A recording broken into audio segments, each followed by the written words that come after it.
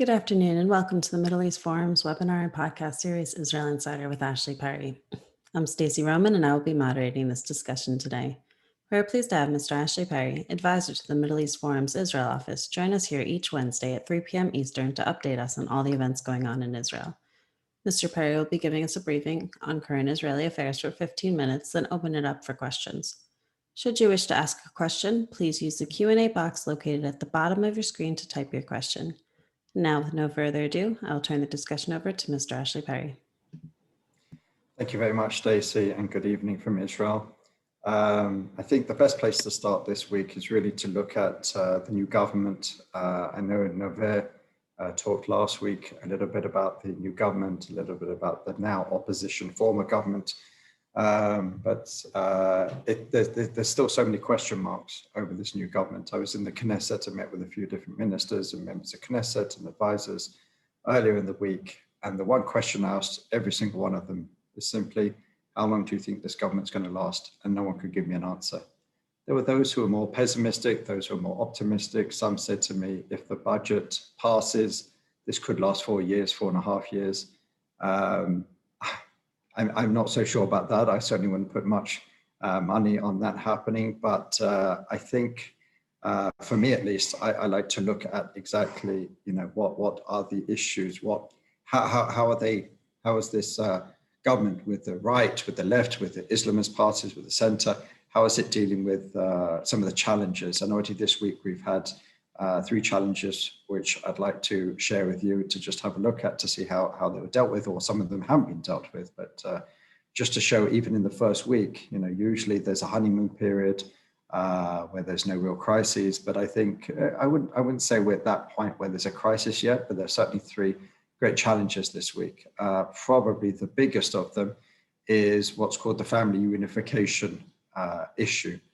In 2003, because of a few cases of terrorists, suicide bombers, I think this was still during this, it was just around the time of the Second Intifada, they found that some Israeli Arabs were having arranged marriages with Palestinians, and then a few of them, obviously a very small percentage, but there were some who were taking advantage of the fact that Israel gives citizenship to spouses of Israeli citizens, and then would carry out terror attacks. Obviously, that's a very small percentage, but it was a loophole which the government decided to close and deal with issues on humanitarian on a one-by-one basis. Every year since then, this law has had to be revoted. It's an annual law, and basically it has been every single year. Now, I believe the law expires on July 6th, and on July 6th, this law, which prevents automatically Palestinian citizens getting Israeli citizenship because they marry Israelis, is going to expire. And in theory, at least, there should be a large majority, because of a large right-wing center and even center-left parties certainly support the extension of this law. But in this government, you have Ram, and you even have a couple of members of more left-wing parties, Meretz and Labour, who are against extending this law. Now, in theory, you could argue that former Prime Minister, we're not getting used to that yet, Benjamin Netanyahu should be supporting this, and his so-called right-wing bloc. They have refused to do so. First of all, that's an interesting development, because for weeks now we've been hearing that from the right towards Bennett, Saar, and others, that you put politics before ideology. Well, now we're seeing the right, the so-called right-wing bloc, basically going against its ideology, going against an issue which some, especially on the right, would say is a national security issue, and basically refusing to vote for this. So we have the government scrambling around trying to find an answer for this. Ram at the moment, at least all the members of Ram below Mansour Abbas, the leader of the party, have said that they will vote against. You have an Arab member of Meretz and an Arab member of Labour, at least, who will vote against this law.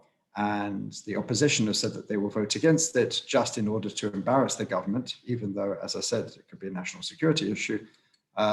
So this is an issue which really has taken up a lot of attention this week. There's been a lot of meetings between the leaders trying to find some sort of compromise, trying to offer Iran members something else, or trying to find some way that they can put in greater humanitarian exceptions to try and find a way out of this. Tonight, it's been revealed that Minister of Housing Zev Elkin has offered, or has, let's say the government has offered, Mansour Abbas to be deputy minister in the Ministry of Housing and Construction, which would be an amazing prize for the Ram party. They are promised in the government agreement, the coalition agreement, a deputy minister, but they were probably suggestions were that they would get some deputy minister in the prime minister's office with unclear boundaries and tasks, but this would be a major, major coup. So both sides are trying to say that it's unrelated to the family unification law, but clearly it is. They're trying to find a way to get this moving, to try and get this majority. As we know, there's a 61-seat majority, so they would need pretty much all of the members to vote. What is good news for the government is renegade Yamina MK, Shikli, who, as we know, voted against the government, has now said that he will vote with the government on certain issues, and certainly on this issue, which is ideologically aligned. What probably made this about face is Shikli, as a renegade MK, will not be invited to participate in any committees because the committees are divided up according to parties. And if he refuses to sit with the Yamina party, then it's clear that he won't get to sit on any of the committees. And also, if he decides to break off from the Yamina party, he will not then be able to run in the next elections with any established party. And that could be a great blow for his political future. So that is a plus.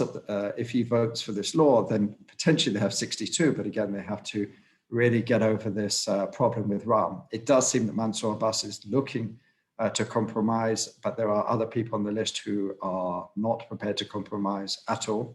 So that remains to be seen. Another issue, and really just to show you that while it does seem, and I go back to this, that the leaders seem to have a good relationship. They're meeting regularly. They're trying to find answers for challenges, but with a 61, with a slender one-seat majority, any member of Knesset can make problems for this government. And we saw this week, Monday, there was a meeting in the Knesset, quite remarkably, basically discussing whether Israel is an apartheid state. And we've heard a lot of this delegitimization around the world from all these anti-Israel, anti-Zionist, and even anti-Semitic organizations, which have started to use this apartheid tag to try and delegitimize Israel. Well, for the first time, we actually had a meeting on this issue. And remarkably, it was held, it was chaired by a member of the coalition, by Mossi Raz of Meretz, and in attendance other members of the coalition. And there was a big screaming match, et cetera, et cetera. But what is important about this is you would think that all the members of the coalition, all the 61 members, understand that there needs to be extreme coalition discipline. There needs to be an understanding, and there is understanding again at the leadership level, that divisive issues which divide them, maybe it's on the Palestinian issue or security or diplomacy or things like that, really have to be put onto the back burner or discussed, and a compromise has to be found, while there is a focus on other issues: health, education, housing, economy. These are all issues which have been far too long ignored. But it shows the fact that there are still members of Meretz, of Labour, of others, who are prepared to have a meeting like this only days after this government was sworn in, which they know will be a red rag to anyone, even left of centre, let alone centre and centre-right and right-wing. So it basically just shows that there's still certain members of Knesset who are still trying to make trouble and could conceivably bring down this government. Now, there's been some suggestions that some of these people, like Mossi Raz, did this because they didn't get the job they wanted. So they wanted to make a bit of noise and speak to perhaps a base that they think that they're, reaching out to. But it certainly doesn't bode well when in the first days of a new coalition, there are such divisive issues being raised in the Knesset, which is going to certainly rile up almost all of the rest of your coalition partners.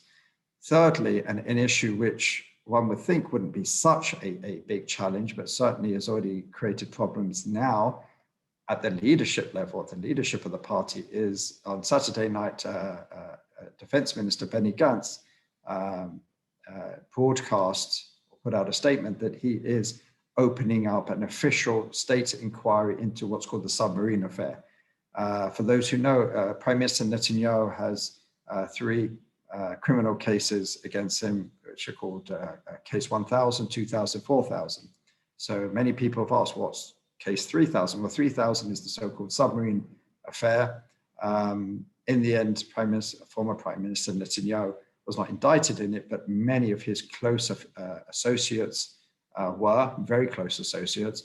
And basically, there's accusations of corruption in buying submarines from Germany, Israel buying submarines from Germany, and also giving the green light for Germany to sell to Egypt. And there's accusations in this multi-billion-dollar deal that there were people who took, sort of money to make these deals happen below the table, et cetera, et cetera.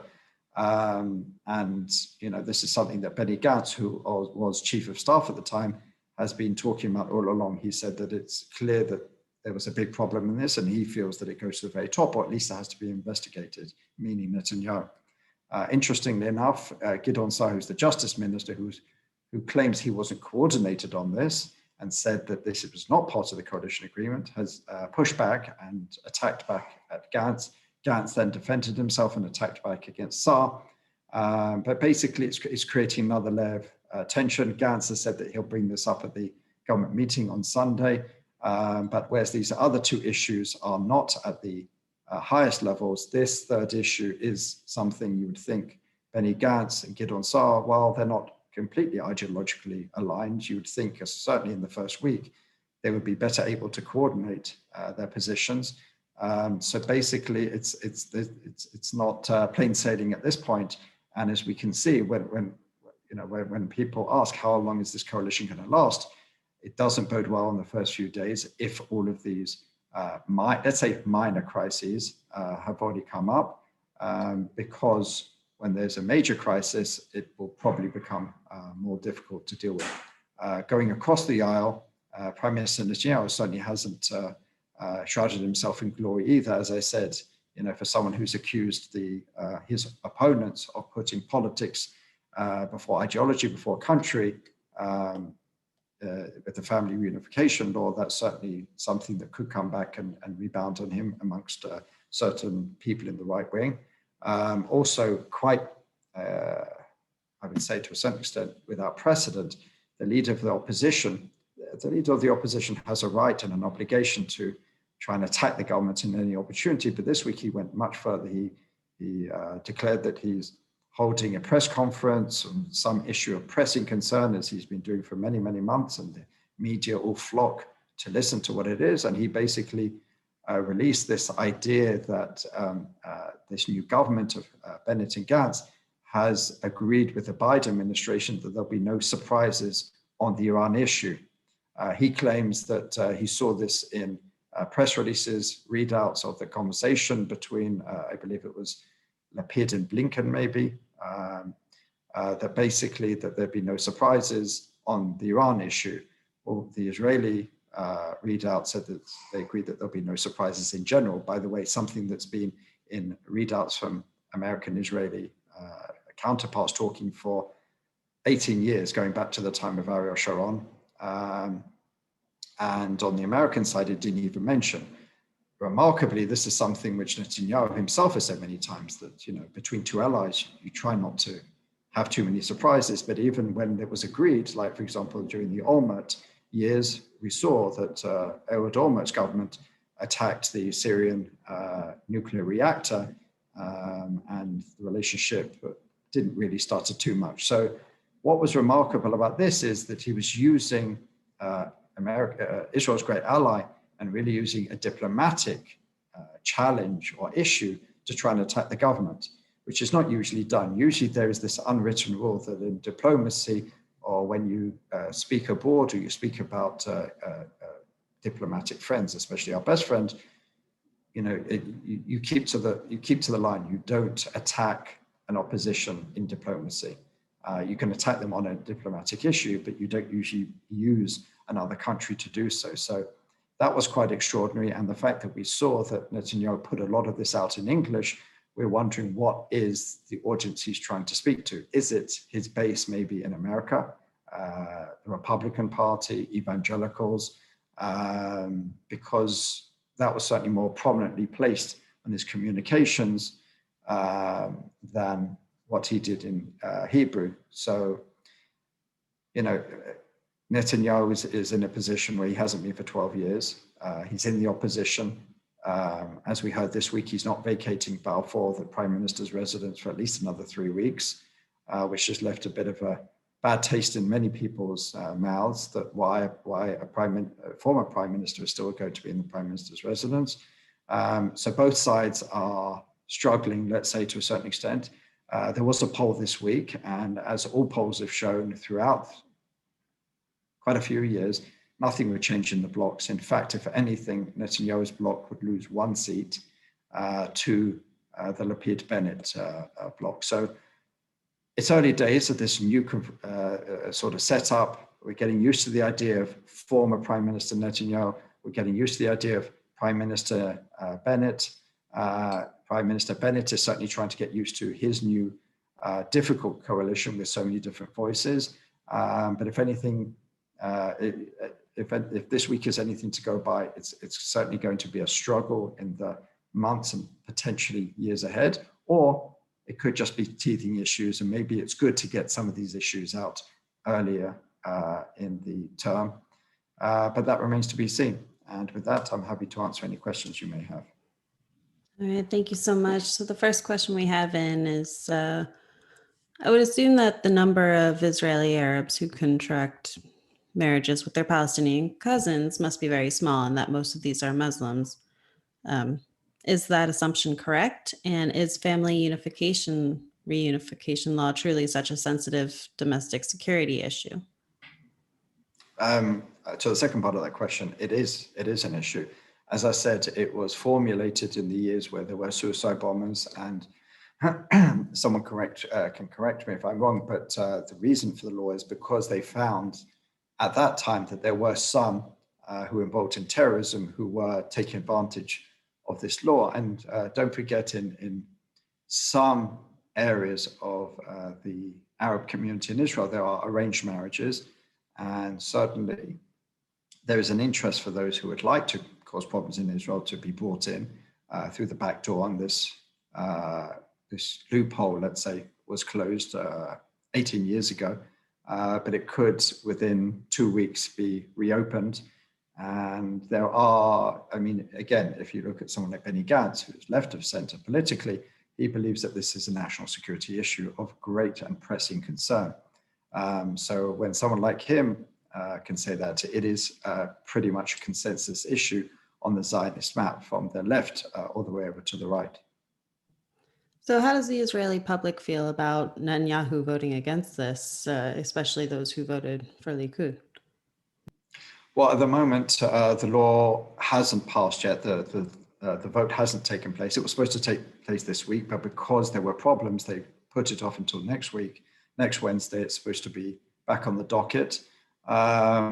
Because it hasn't been voted on, it hasn't created too much attention. But I think the sight of Netanyahu, Likud, the religious Zionist party, and the ultra-Orthodox parties voting against this law could certainly be problematic for some of their voter base, but it could be relatively short-lived. But it certainly can put a little bit of a dent in their constant accusations that Bennett and Saar put politics before ideology.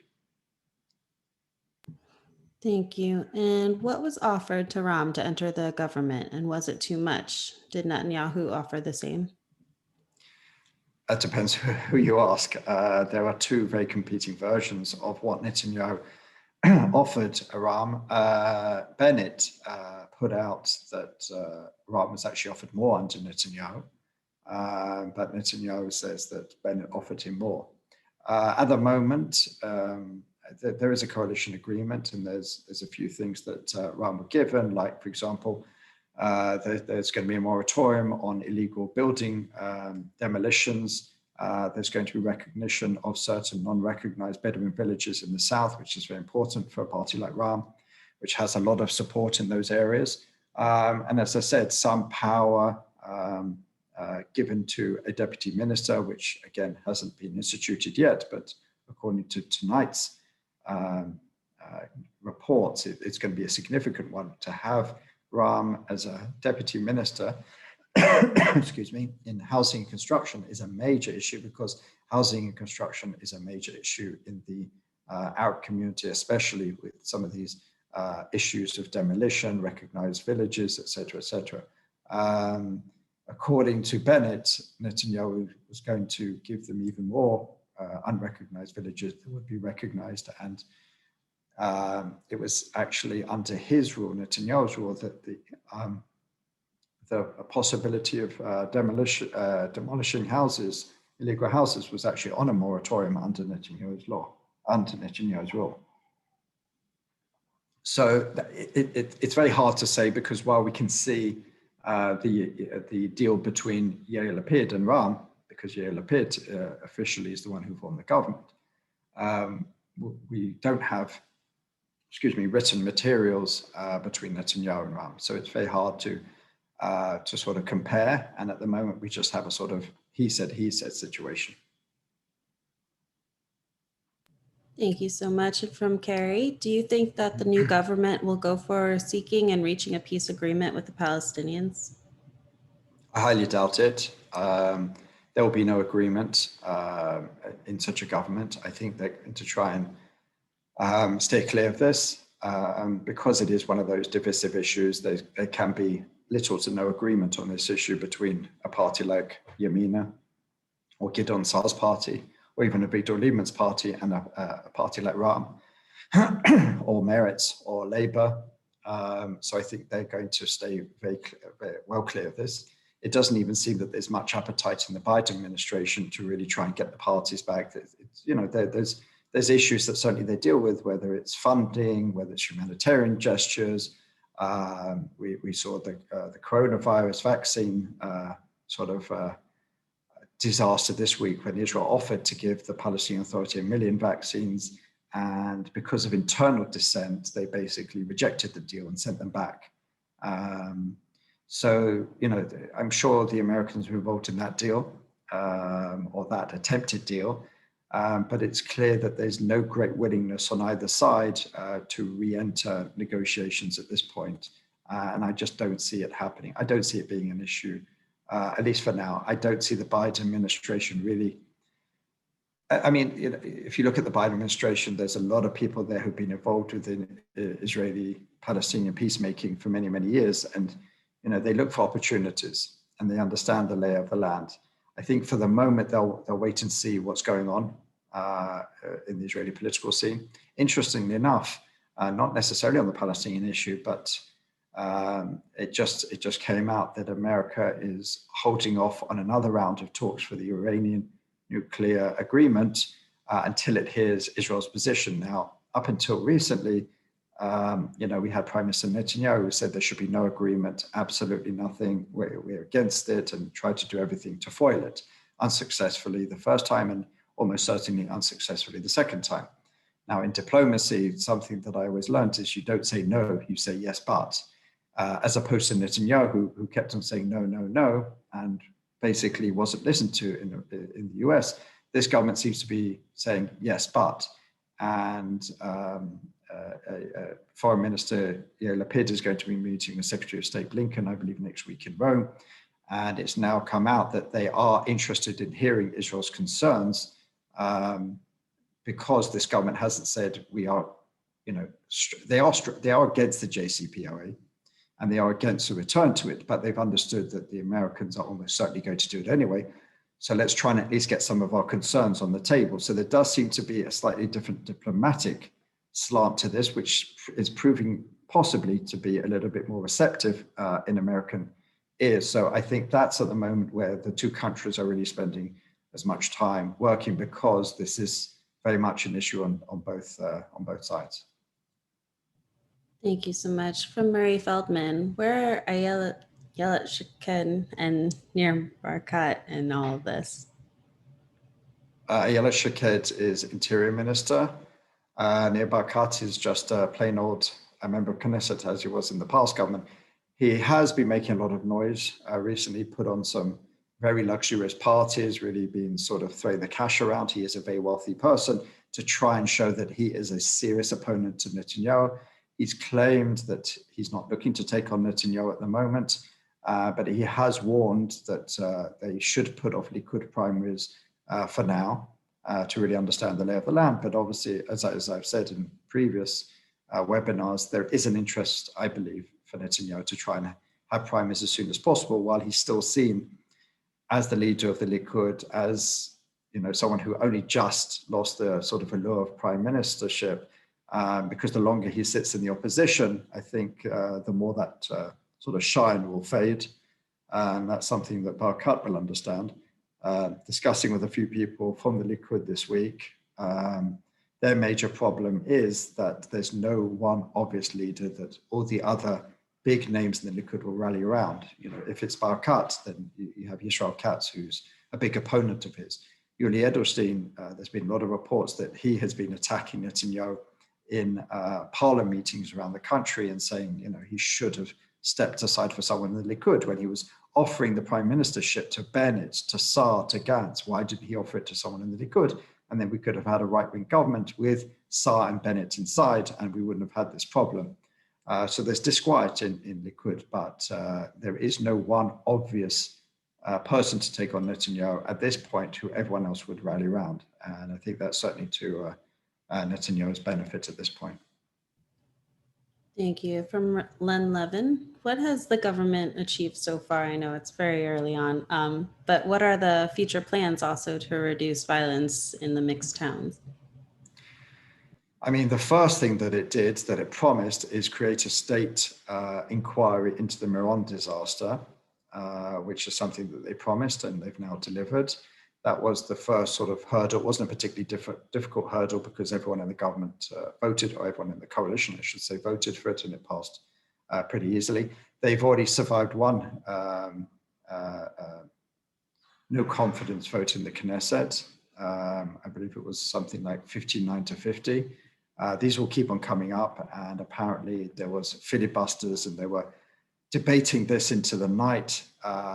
There's a lot of tension and division in the Knesset. I certainly felt it this week. Usually, whatever you see on your TV screens, what you see in the headlines in the papers, is a very different reality in the Knesset, where people manage to work together regardless.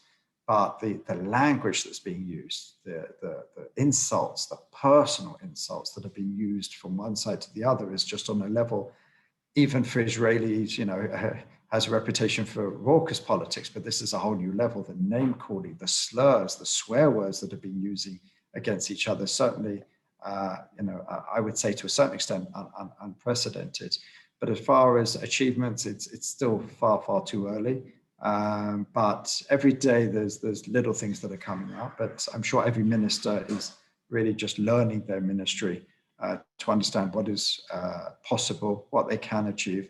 And I don't think we'll see any big things come out for a few weeks, for a few months. And certainly the biggest thing to keep a lookout for is the budget talks, because they have to pass a budget. That's what failed the previous government, and that is what a lot of people are looking at. And as I said, there are some people who feel if they can pass this budget, then this government could last a long time. So that will certainly be one where every side will try and get as best deal as they can.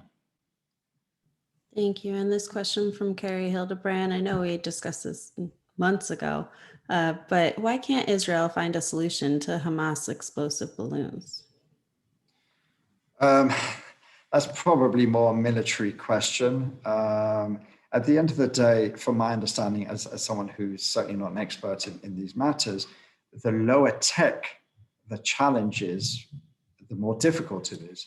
For, Israel's very good at finding high-tech solutions for high-tech problems, whether, I'm not going to go into any details of what it's been doing, but, the news cycle has been full of some of the things that's been happening in some of our enemies' countries, whether it's Syria, Iran, or Lebanon.